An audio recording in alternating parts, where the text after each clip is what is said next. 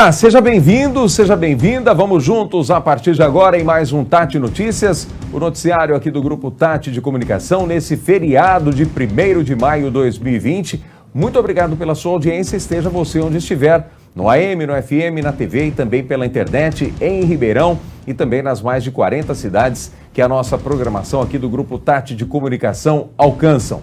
1º de maio, Dia do Trabalho, nós vamos falar exatamente sobre isso com o professor e historiador, o José Antônio Lages, que já está conosco aqui para participar do programa. Lages, seja bem-vindo, professor Lages. Muito obrigado pela sua participação aqui nesse dia importante para todo o nosso país. Muito obrigado, Lages. Eu que agradeço, Jairnei, pela oportunidade, pelo convite, né?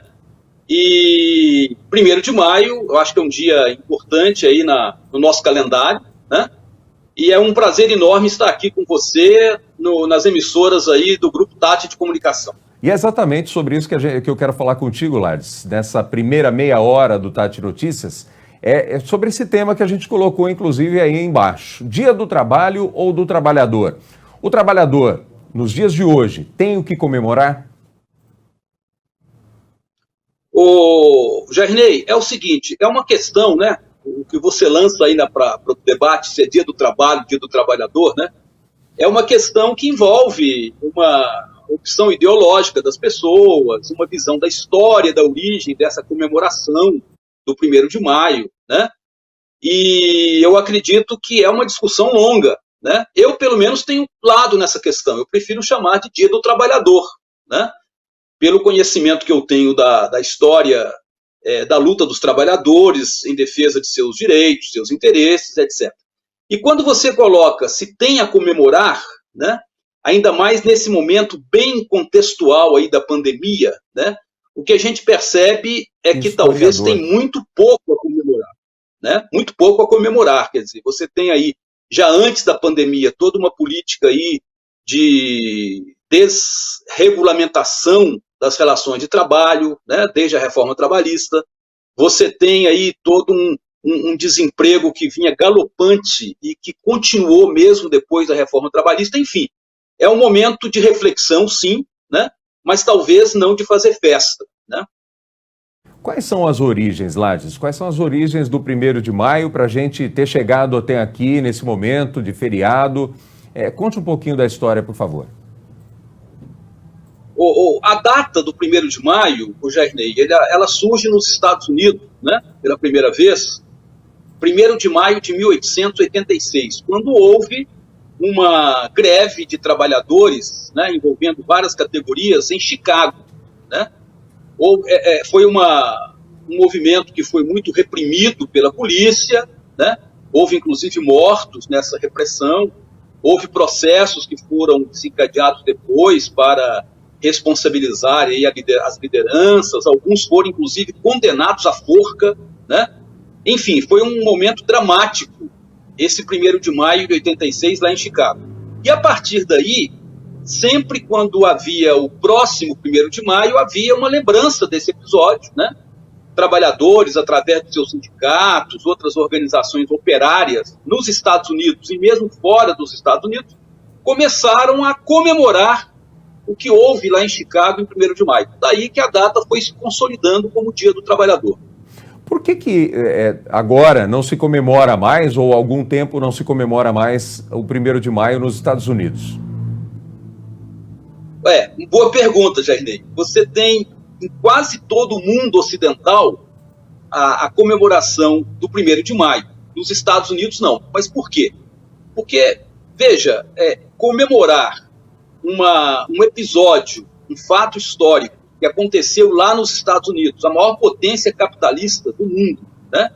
Exatamente lembrando um episódio negativo, que foi exatamente a repressão, a prisão de muitos trabalhadores, seus líderes, inclusive depois desdobramento em processos que culminaram com a condenação à morte de alguns deles, né? Então isso para os Estados Unidos é alguma coisa assim meio chocante, né? Daí porque nenhum governo dos Estados Unidos, nenhum grande movimento até hoje nos Estados Unidos conseguiu colocar essa comemoração no 1º de maio. eles até comemoram o dia do trabalhador, o dia do trabalho, como queira, né? Mas é exatamente em outra oportunidade, né? Na última... Deixa eu ver aqui exatamente a anotação que eu tinha feito aqui, Okay. A comemoração lá nos Estados Unidos é exatamente no último domingo de setembro, né? Então, em outra data diferente dessa, em que praticamente o resto do mundo inteiro comemora do 1º de maio. Como é que ficou a participação, Lages, dos imigrantes europeus, né, quando chegaram às comemorações do 1º de maio no Brasil? Como é que é essa relação? Interessante, Jairney, que a comemoração do 1º de maio aqui no Brasil, ela foi iniciada, há indícios, há referências de que mesmo antes da República já havia, né, principalmente intelectuais e outras lideranças aí de trabalhadores já faziam alguma comemoração para o 1º de maio, até por conta da relação com o que acontecia no mundo todo, né? Mas as comemorações mesmo, mais públicas, mais massivas, começaram a acontecer depois da chegada dos imigrantes europeus na Primeira República, aqui no Brasil, né? Boa parte deles eram operários, né, de origem italiana, espanhola, portuguesa, de outros países, e eles viam muito influenciados lá dos seus países pela ideologia do anarquismo, né, que comemorava com muita intensidade, com muita força o 1º de maio. Então, aqui no Brasil, se deve principalmente aos operários, aí, imigrantes europeus, o fortalecimento dessa comemoração do 1º de maio. Houve uma boa alteração, Lages, é isso que eu quero saber de você, inclusive, com a tua experiência, do perfil das comemorações, principalmente agora, recentemente, em período recente? Observe que o 1º de maio ele já foi oficializado ainda na Primeira República, né, Jairney? O pessoal, às vezes, identifica isso como alguma coisa que foi da época de Vargas, né? Mas o 1º de maio já foi declarado, inclusive, feriado pelo presidente Arthur Bernardes, isso em 1825. E essas comemorações, elas acabaram se tornando praticamente oficiais depois da era Vargas, depois da ascensão de Vargas em 1930, né? O próprio presidente chamava para si essa comemoração, né? Ele evocava aí como líder também dos trabalhadores, que era, etc. Então, você tinha aquelas comemorações oficiais, né? Organizadas pelos sindicatos oficiais subordinados ao Ministério do Trabalho. Posteriormente, quando voltamos ao período democrático, a partir de 45, você tem essas comemorações de forma mais autônoma, mais genuína por parte dos sindicatos, que conseguiram se desatrelar um pouco do Ministério do Trabalho. Então, durante muito tempo, as comemorações do 1º de maio foram comemorações, vamos dizer assim, de reivindicação, de manifestações de luta, de passeatas, enfim, de pressão sobre a classe patronal e também sobre o governo para reivindicação de direitos, né? Isso aconteceu também, enquanto foi possível, até durante a ditadura militar mais recente, né? Agora, o que se percebe mais, num período mais recente, é que essas comemorações acabaram virando muito festa. As centrais sindicais aí chamam para grandes shows, né? Para sorteio de prêmios, né? Sorteio de prêmios, enfim. Uhum. Você tem toda uma agitação aí que pouco lembra o 1º de maio como o 1º de maio de luta dos trabalhadores, né? E sim para fazer uma comemoração, inclusive diluindo até essa questão aí, se é o 1º de maio, dia do trabalho, ou se é o 1º de maio, dia do trabalhador, né? É isso. Essas manifestações, elas são diferentes, mas elas são possíveis. Isso é normal, é uma atualização. Como é que você entende essas comemorações? Eu acho que dentro de uma democracia, evidentemente, que há toda a liberdade de manifestação e tudo mais, né?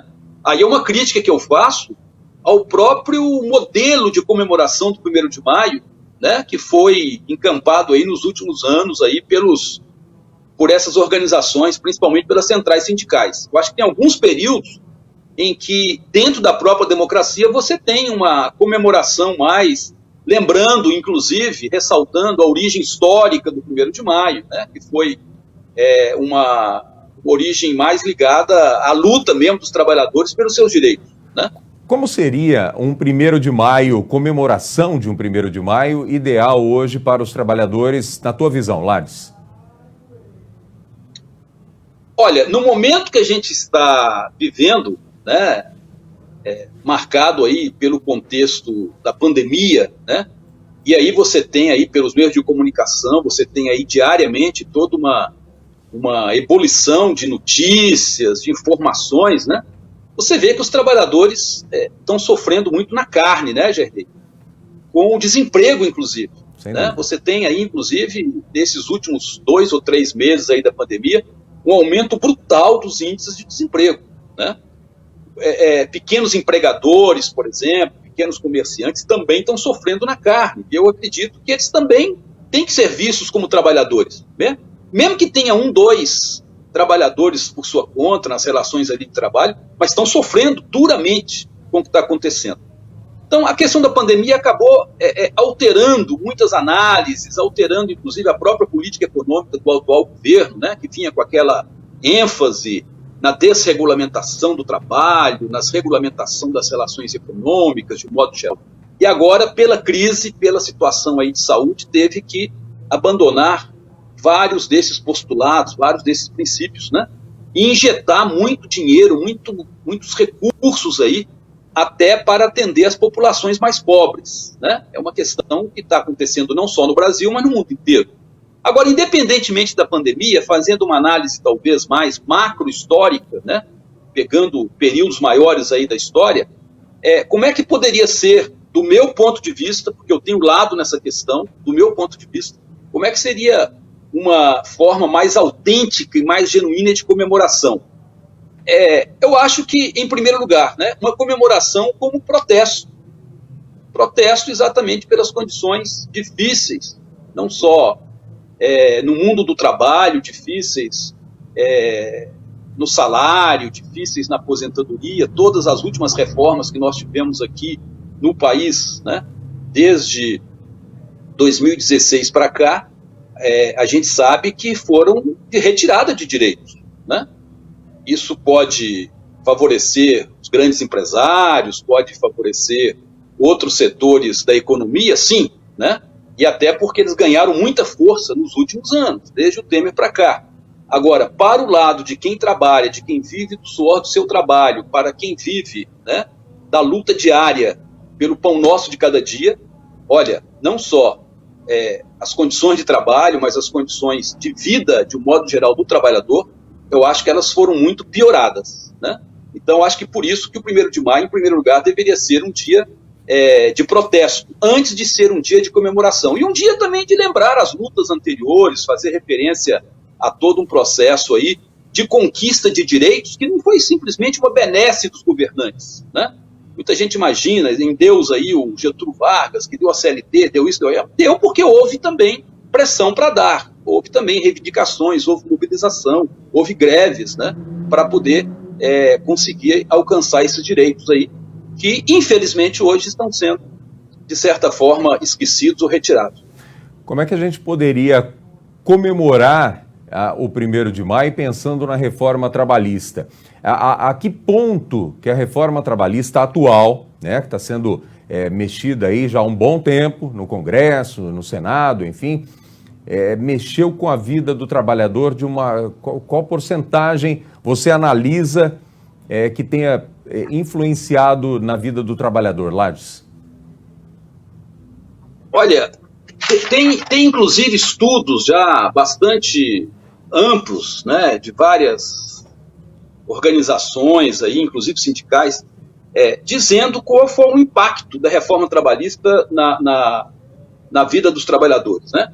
Eu cheguei, inclusive, antes de, né, para vir para essa entrevista com você, Gerlei, cheguei a fazer uma pesquisa rápida aí, em que pontos mais importantes nós tivemos aí alterações na legislação trabalhista, principalmente na CLT, que redundaram em algum tipo de prejuízo para os trabalhadores, né? Vou citar apenas algumas aqui, né? A alteração, por exemplo, que houve nas negociações que são geralmente anuais, né? Época de dissídio coletivo, por exemplo. As convenções e acordos coletivos, antes, poderiam estabelecer condições de trabalho diferentes das previstas da legislação, desde que houvesse vantagens para o trabalhador. O que está acontecendo hoje com a reforma trabalhista? As convenções e acordos coletivos poderão sobrepor a legislação, sendo possível negociar condições de trabalho diferentes das previstas em lei. Quer dizer, essa questão de colocar tudo, o trabalhador diante do seu patrão para negociar as condições de trabalho e de salário, né, independentemente do que prevê a lei pode prever uma situação mais favorável e essa negociação pode prever uma situação menos favorável, e nessa relação a gente sabe que o lado mais fraco do trabalhador, ele acaba não fazendo propriamente uma negociação, mas se submetendo a uma situação quase que de imposição, né? A questão das férias também, né? Antes, em casos excepcionais, poderia-se dividir as férias em 2 vezes. A legislação atual, a reforma trabalhista, pode dividir até em 3 vezes, desde que o maior seja superior a 14 dias de trabalho e que o menor não seja inferior a 5, né? Você tem a questão do banco de horas também, que foi regulamentado, a questão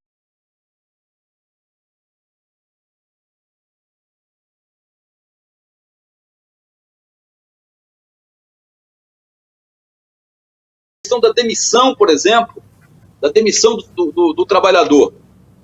Quando o trabalhador pede demissão, ele é demitido por justa causa, né? O mesmo, antes, não tem direito à multa de 40% sobre o saldo do fundo de garantia e nem a retirada do fundo, né? Como é que ficou isso hoje? O contrato de trabalho sendo extinto de comum acordo, com o pagamento da metade da multa de 40% sobre o saldo do fundo de garantia. O trabalhador poderá agora ainda movimentar até 80% do valor depositado na conta do fundo, mas que não terá direito ao seguro-desemprego. Então veja que houve várias alterações na legislação trabalhista e a gente é obrigado a admitir que nessas alterações o trabalhador saiu perdendo em comparação com os direitos que estavam garantidos antes. Ok? Como é que a gente poderia contar daqui a um tempo, na verdade vocês, né, você que é professor e historiador, como é que a gente vai contar essa história toda nos livros, Lages? Como é que vai poder, vai ser fácil resumir para os futuros alunos, como é que vai ser essa história toda? Porque a gente vive ainda, e com todo respeito, mas a gente vive uma história muito longínqua, né? As atuais, se eu estiver errado, você me corrija, Lages. As atuais gerações de alunos, né, que estão entrando na escola agora, ainda ouve falar de Caravela, de Cabral, e lá atrás ainda, se eu estiver errado.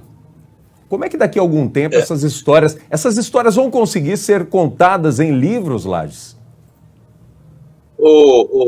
Gerney, é o seguinte, você tem toda a razão quando diz que, às vezes, com aquele compromisso quase que infernal de cumprir o programa, de não deixar nada para trás, né? A gente começa falando da história lá dos antigamente, né? Como você colocou, Cabral, as Caravelas, etc. Gasta-se muito tempo naquele período, tem que ser estudado. Lógico, não é uma história para ser esquecida, né? Não é uma história para ser esquecida. E todos os períodos da história acabam sendo igualmente importantes, né? Uhum. Agora, quando chega em períodos mais recentes, né, que muitas vezes os alunos estão ainda vivendo as consequências diretas desses períodos, de 10, 20, 30 anos atrás, aí já está no final do ano, já não tem tempo mais para estudar aquilo, o ano letivo se encerra e quando vem no outro ano já é outro programa que começa desde o início também, enfim, né? Então, é uma questão séria. Agora, eu acho que o professor de história, por exemplo, ele não tem obrigação de seguir uma história periódica, obrigatoriamente marcada por períodos históricos. Ele pode, por exemplo, e muitos fazem isso, estudar uma história temática, né? Estudar os temas que mais afligem, por exemplo, a vida das pessoas hoje. E a relação disso que tem com a história recente, ou com a história não tão recente, ou com uma história que vem desde o período colonial, do período da Primeira República, etc., né? Então isso é possível. Agora, como é que a gente vai ensinar isso para os nossos alunos, Gerney? É a pergunta que você fez, né? Daqui a alguns anos, como é que esses temas todos serão tratados aí pelos livros de história? Muita gente tem se questionado isso. A gente está vivendo uma história de um verdadeiro pandemônio tão grande que vai ser muito complicado ensinar o que está acontecendo, né, daqui a alguns anos. Né? Eu acho que vai depender muito da argúcia, da inteligência, da habilidade e do conhecimento também, né, dos mestres, dos educadores, para poder traduzir isso num conhecimento que seja mais facilmente adquirido e mais facilmente compreendido. Né? Bom, para a gente encerrar, Lages, aliás, agradecendo a tua participação nesse 1º de maio, Dia do Trabalho ou do Trabalhador, eu queria que você falasse, eu sei que você tem uma relação com a UGT, que é a União Geral dos Trabalhadores, já de algum tempo, né? Que você falasse um pouquinho das comemorações desde a década de 1910 e o papel da União Geral dos Trabalhadores nesse 1º de maio. Observe o seguinte, as comemorações do 1º de maio aqui em Ribeirão Preto, elas foram também iniciadas lá na década de 1910, 1920, né? Teve também uma forte influência de trabalhadores imigrantes europeus, principalmente italianos, né? que já se organizavam em associações, organizavam em sindicatos, e a UGT, a União Geral dos Trabalhadores, que surge já na década de 1920, né? E tem a sua sede construída em 1934, 35, e inclusive é a atual sede até hoje, né?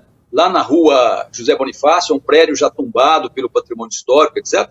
É importante lembrar que as comemorações do 1º de maio, elas eram organizadas a partir aí dos anos 30, principalmente, mas também nos anos 40, depois do fim do Estado Novo, até o golpe militar de 64. Então, nos períodos em que se respirava mais uma liberdade política, nos períodos em que havia realmente um regime democrático em vigor, a UGT organizava essas comemorações do 1º de maio aqui em Ribeirão Preto. Inclusive, boa parte dessas lideranças da UGT eram oriundas também do movimento anarquista, do Partido Comunista, né? E mais tarde também do Partido Trabalhista Brasileiro, que foram as três grandes vertentes ideológicas que influenciaram os movimentos de trabalhadores aí, historicamente, no Brasil e aqui também em Ribeirão Preto, né? O anarquismo, o comunismo e o trabalhismo PTB aí de Getúlio Vargas. Agora, o papel hoje, né, da UGT nessas comemorações reflete muito o momento que a gente está vivendo, né? É um momento, do meu ponto de vista, de muita desarticulação e de muito descenso até do movimento sindical. O próprio movimento sindical, né, boa parte dele que acabou sendo cooptado depois que o PT foi para o governo, boa parte das lideranças foram também para o governo.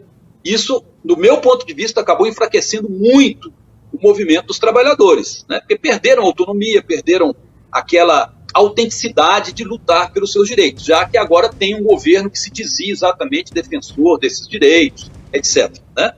Então, infelizmente, a gente não tem mais, né, aquelas comemorações que nós tínhamos no passado, de manifestações, de protesto, de reivindicação de direitos por parte dessas organizações, inclusive da própria UGT. Você, como historiador... Já teve, viu? Eu lembro... Tá. Eu lembro, só um minutinho, viu, Gerney? Eu lembro, inclusive, no período que eu era ainda, né, não tem tanto tempo, cheguei a ser presidente da Associação Amigos do Memorial da Classe Operária, né, que é uma entidade que é responsável aí pela manutenção e pelos cuidados aí do prédio da UGT. Eu me lembro que a gente ainda naquele período, não tem tanto tempo assim, fazia reuniões ali, debates, discussões em torno do 1º de maio. Né? Com toda a tua experiência aí, como disse, professor e historiador, a expectativa, e só para a gente encerrar, é boa, Lages. A gente teve um período aí de Ministério do Trabalho, deixa de desistir, enfim, já entrevistamos aqui, inclusive na Tati, várias juízas, né? Algumas juízas que se diziam decepcionadas com o momento, né? Para o trabalhador e para o trabalho. Só para a gente encerrar, a expectativa é boa? Não. infelizmente, eu tenho que admitir, Jair, a expectativa não é boa. Você lembrou muito bem, olha, se você não lembrasse, eu não ia lembrar, né? Ia passar. Você lembrou muito bem da extinção do Ministério do Trabalho. Né? E eu acho que esse fato marca muito bem esse momento de muita descrença, de muita decepção, momento de retirada de direitos, momento de declínio do movimento sindical, pelo qual nós estamos passando. Infelizmente, não tem muito o que comemorar. Tem que refletir, tem que debater, tem que discutir. Mas o comemorar, fazer festa, tá difícil, meu caro, tá muito difícil. Bom, de qualquer forma, eu te desejo um feliz feriado, né? E que a gente possamos nos encontrar em outras oportunidades, discutindo, debatendo e colocando tua experiência aí como professor e historiador. Lars, obrigado pela entrevista e uma ótima sexta-feira. Bom final de semana para você. Obrigado. Ô, Gernei, eu que agradeço, parabéns aí pelo ótimo trabalho que você e seus companheiros da TAT estão fazendo. Nós estamos aí numa outra fase da comunicação da cidade, né? Pela abertura, pelo fato de estar trazendo assuntos pertinentes. Muito obrigado pela participação e parabéns aí para todos vocês mais uma vez. Obrigado, Lars. A gente vai fazer um rápido intervalo aqui no TAT Notícias. Nós voltamos na sequência falando mais ainda do feriado e do Dia do Trabalho ou do Trabalhador. Até já.